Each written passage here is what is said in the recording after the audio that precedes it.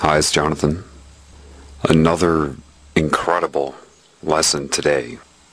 I was walking out in the woods again, in a state of contemplation. All the things kind of whirling around in my mind. The ego trying to follow its own illusion.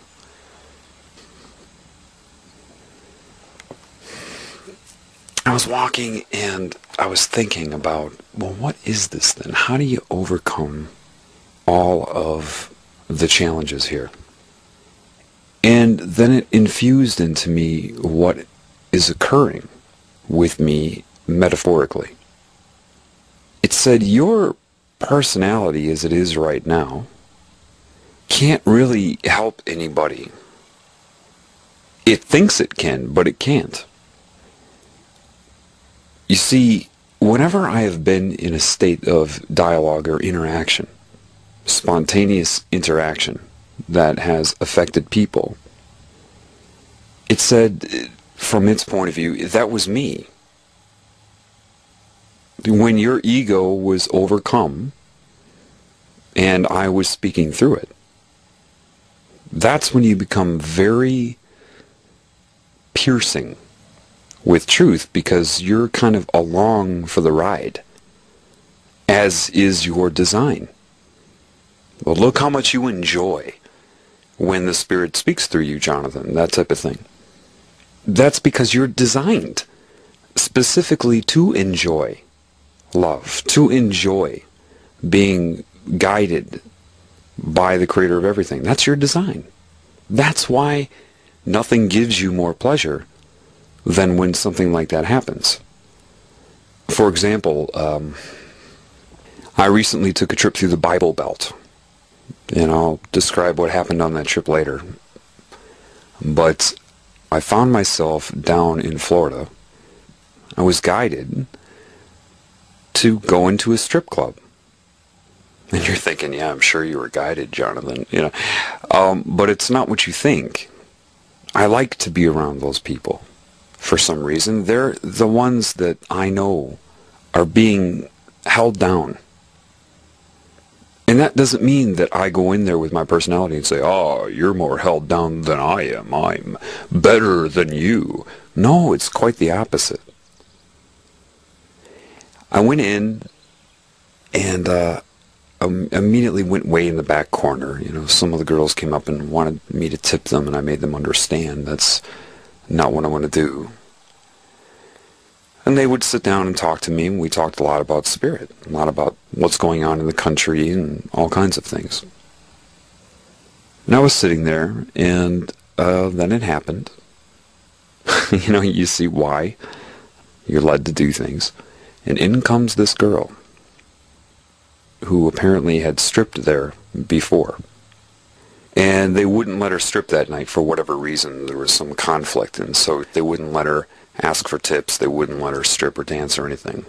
So she sat down next to me, and we started talking. She was pretty and all that. Jonathan's ego would take notice of that.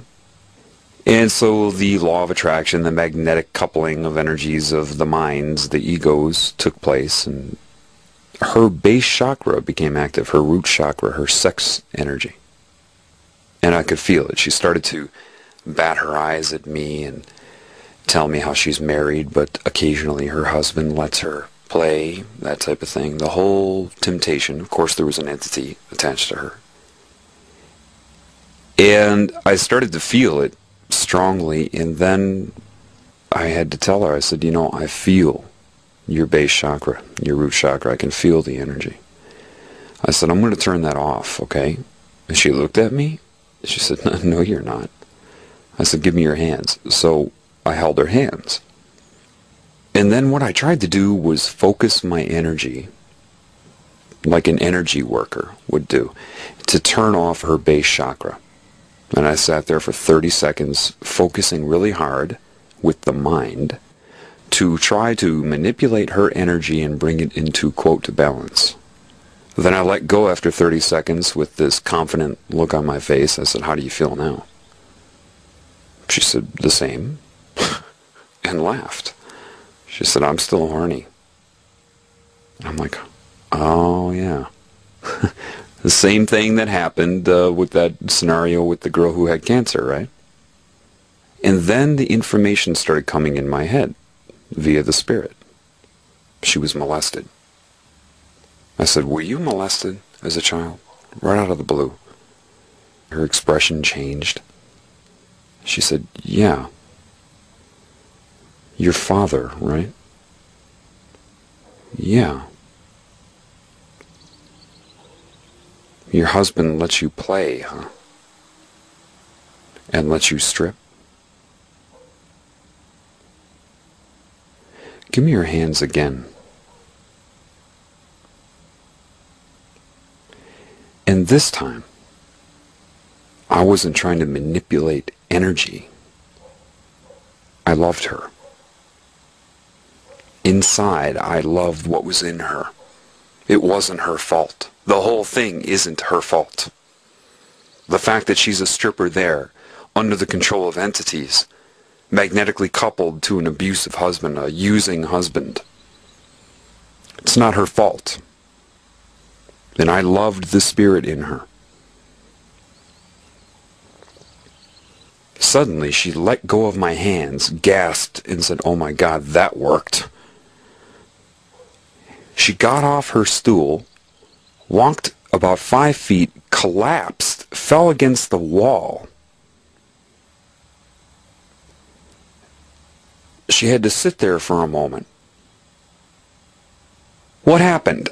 She was possessed by an entity.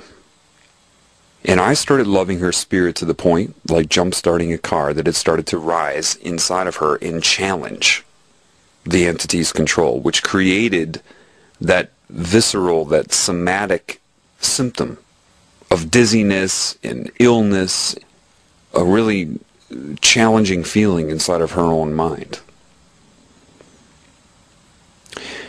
She came back to the stool and had a different point of view. And then I explained to her. And she was under the command of love at that point, as was I. It wasn't Jonathan's mind explaining life to her, because Jonathan's mind doesn't know anything. Jonathan's mind experiences these things. And at the end of that, I just said, you're loved. And I know the spirit will take it from there. Because I loved her. And love sustains. And I will continue to do so. I don't have to be in her presence. See, people think prayer, they've been manipulated by this pagan religion system. To think that prayer means you have to sit there and mouth words in your head, to think of linear language in your mind. That's not what prayer is. Prayer. God already knows what you need. The Spirit already knows what you need. It isn't about you having to define it for the Spirit. It already knows. So there's only one thing you can do. Love the creative spirit. I was taught that today in the woods with, it explained what's happening to me. You know the concept that mind control agents use? They talk about creating altars in your mind. It said that's kind of what's happening to me. The Spirit has created an altar of Jonathan that is untouchable. And when it flips forward, it has the command of the Spirit. But it's not an altar like mind control in that it's separate from other parts of me, that when it comes forward and goes back that I forget all about it. No, this one is wired into every altar of Jonathan, every part of Jonathan. And the way it put it in my mind was like, because, see, Jonathan, you're thinking of it incorrectly. You hear the words of Christ where he said, soon you will all be as me. Well, what makes you think that is just people? If there are many yous, many versions of your personality, like everybody, inside your own head, then if you are now penetrated by Spirit, then all of your individual altars and say soon they will all be as me. Scalar reality. This is not a mind control altar. This is a version that is a seed of healing.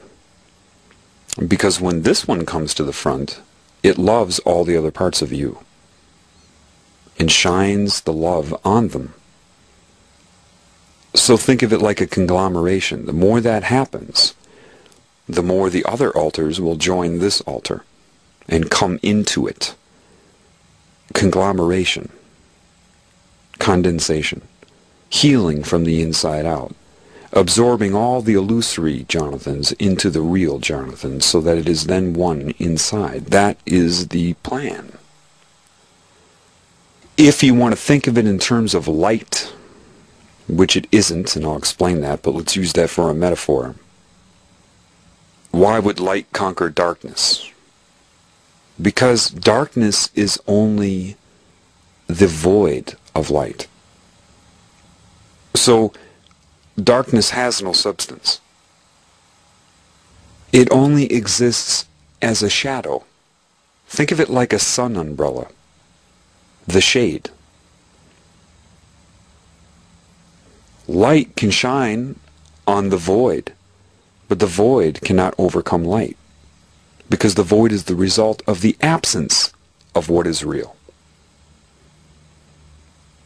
It's said the way they've wired everybody's brains, they've created all these sun umbrellas in your mind, blocking the light. But it's not light, it's love. Light, it said, to be specific, so you are clear. Light is structure. If you view it as light in your mind, you are then confined to structure. It is not the sun, S-U-N, that's photon light. This is not what it is. Think of it as love, which gives rise to substance. And when they manipulate your mind and create guilt and doubt and shame and fear, those are like umbrellas to the love of spirit. And then you reside in the shadow. The shadow underneath your blockage to the love. That's where these entities reside. Because they're fearful of love, they create these things in your mind and hang on to those. So whatever you hate in yourself, that's under that umbrella, the veil, where the light is not shining. And it said this is just another way of explaining the same thing I explained to you with the keys to God thing that I talked about in The Healing Begins Now. Going back and loving parts of you that you've been in fear of, or things that you hate about yourself, or that are guilty or shameful, because those are all in the darkness. Those are all in the shadow. So you have to get to a point where you cast no shadow. Not a light shadow, a love shadow. And it was very interesting. It said, actually, you find yourself now dialoguing in your own mind with this, what you call an altar, but it's not really an altar. And if you pay attention, you're always giving yourself advice, because that part of your mind is open to me. And this is why you find yourself giving yourself advice in your own mind. Scalar reality.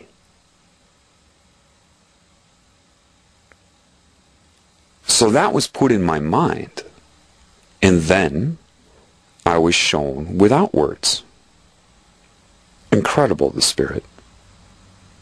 So I'm walking down the trail, and then there they are. A few deer in the field. I'm used to deer accepting my presence and everything. Now this time it was a little different. It was quite overwhelming, actually. I went, and then I saw these deer.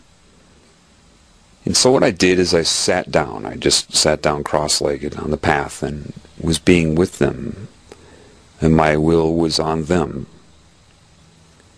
But this time, from out of nowhere it seemed, all of these deer, like 10 deer, some big deer, come out of nowhere and all just come right up to me. And they were kind of antsy, stomping their feet, and challenging me. Looking right at me. And I was kind of outnumbered, okay? I mean, and I sat there, and in that moment I tried to love them.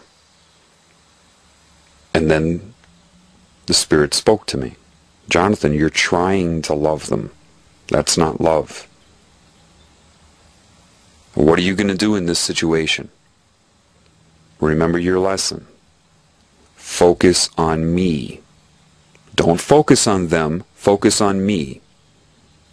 So I shut my eyes and bowed my head down and trusted God. And I just focused on the love of the Spirit.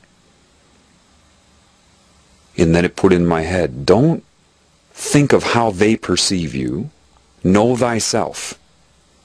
What are you? Focus on me. Look here. Think here. Love here. Beeline for me. As I am everything. Look, Jonathan, what are you? I'm love. Whatever happens, happens. You got to let go of that. They could charge you right now. Don't you move. You love me. If you die right now, then you die right now. You stay focused on me. And I started loving the Spirit. As me. As the real me. As how I was when I was a child. Not trying to love. Not trying to overcome the deer with love. Like some sort of superior being to them. Just the innocent love. And I trusted it. I shut my eyes. And then I opened them. And then they all let me know that they accept my presence now. I humbled myself before them by loving the Spirit. And then I acknowledged them. And they understood what I was going through. And then I hung out with these deer for a while. They kind of spread apart on either side of me on the trail that I was on. And the male deer being mindful and then kind of moving away and trusting me around its babies, you know. And they're there and they're acknowledging me and I'm real close, you know. And I stood up and I let them know I'm going to stand up now. And I waited for them to pick up on that imagery and then I stood up. And then my ego took over again, and then it stopped me. You're trying to love them, Jonathan. Look at you. You're trying to love them. You're trying to affect the outcome based upon what the ego is hoping for, which is an illusion. It's going backwards. Focus on me. Remove the umbrella. And every time I did that, all the deer, their heads pop up, look at me, and nod. Every time. Every time I moved into the love of Spirit. And there I was. And then this old man, who to humans would have seemed harmless, came walking down the trail, right past me, and all the deer just spread away. They just ran from him. And there's this one deer, and I hear him out loud, "It's okay, it's okay." And the deer just took off because of the duplicity he was broadcasting, no matter what his intentions were. And he walked past, and then they all came up to me again. They ran from him, and then all came up to me, just hurried right back into my presence. And they knew of the fear, and I let that out there. I let them know, I'm kind of scared. You're all, you're outnumbering me, and they let me know. We know that. And I humbled myself. Before them, I recognized their might and their beauty, and then it beelined. Look at that deer right there, Jonathan. You are no better and no worse.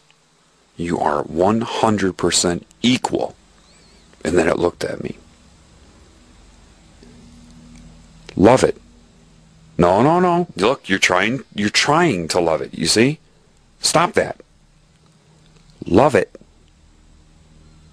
No, no, no. Wait, stop the mind. What are you? Look at me. Look at me again. Remove the umbrella. What are you? Now you see. There you go. Your love. Now look at the deer. There, you see. Incredible. No, this isn't schizophrenia. I mean, if you saw the deer's reaction, you'd be quite very certain. Okay? It's incredible. And then I just let them know, thank you.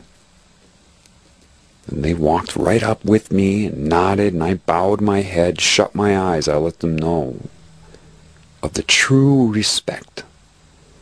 My ego didn't let them know. I just kept focusing on the love of Spirit so that it could shine through me.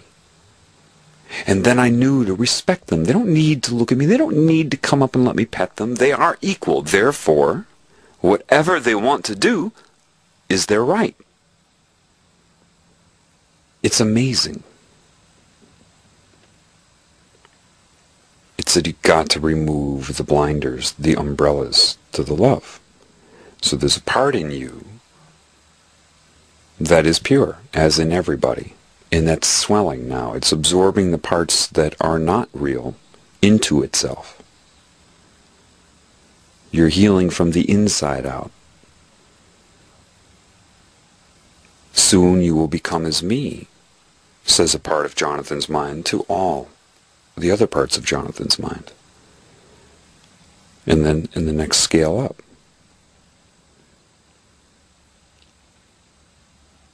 The ego gets in the way.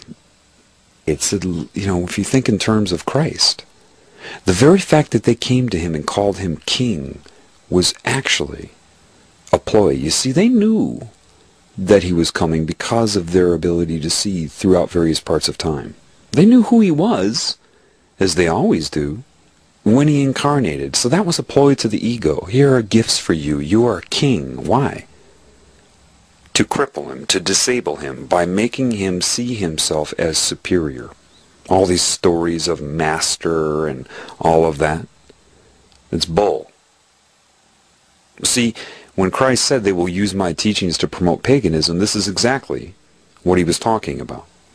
The story you're told about Christ just mirrors the story of Nimrod and Isis and Tammuz. That's not the truth. That was their attempt to manipulate him, and he overcame that because of the Spirit. Are you the King of Jews? You say I am. That's the most potent line that proves his connection to Spirit to me in the whole Bible. Are you the king? You say I am. In other words, that's your sickness. This is why he would wash the feet of, quote, his disciples. He knew. This whole idea of anointing him and calling him the Christ was not his idea, as he came down to prove the equality, the love. That was their paganism. That was their attack on his mind. You all think that evil comes to you, I guess, with some sort of sign that says, hello, we're evil. No, evil is on either side of the truth. It will entice you. It will build up your ego, fluff it up, or try to hurt you. There are many ways to do it. They tried to make him feel superior, catered to his ego, and he overcame that. That's what I get from it, and that's the guidance I get from the Spirit. It said, look, every time your ego gets in the way, what happens? What happens?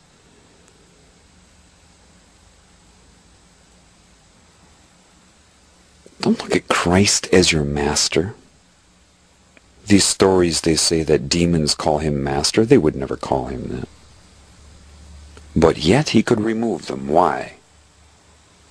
Because he removed the shadows in those people. There was nothing left for the demon to hang on to, and they knew it. and they hid from the love. In the dark, he shined love on them.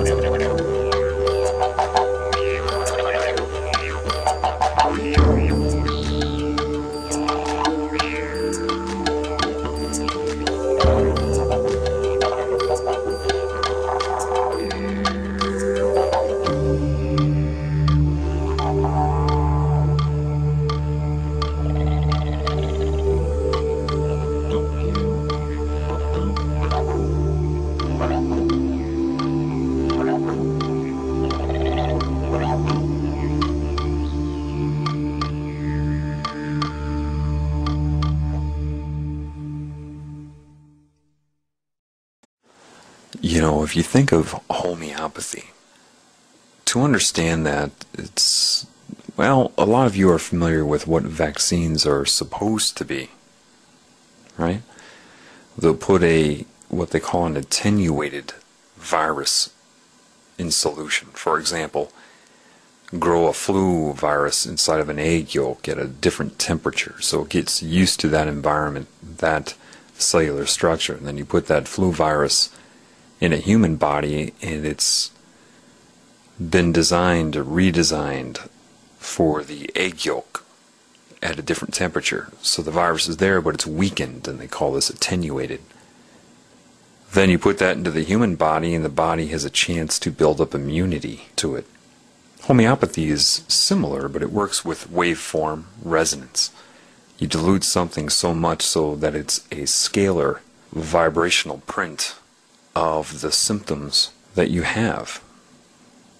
Well, you're familiar with scalar reality now. If homeopathy would work on the cellular level, or even subcellular level, in your body, knowing of scalar reality, would it work on all scales? Funny, as soon as I made the decision to rejoin to the spirit 1.5 years ago, I've been attacked by demons, yes. I wonder, is it possible that the creative spirit could create demons for you? Not saying that there aren't real demons, of course, but perhaps maybe it might want to do that. See, the idea of homeopathy is like treats like. Homeo. Like treats like. Similar treats similar. Perhaps maybe the spirit will put you through many attacks. Why? Well, see, if you use homeopathy and you induce the microvibration, the microprint of whatever the symptom would be, your body will respond to deal with it.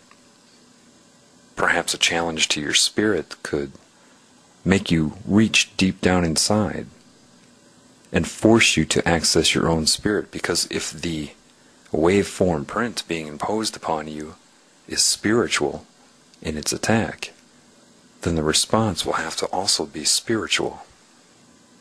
Every day I seem to learn a new lesson. Today, I learned that God uses homeopathy on a larger scale. Those who wake up will be hit with like treats like. Work it harder, make it better, do it faster, makes us stronger, more than ever, hour after hour. Work is never over. Work it harder, make it better.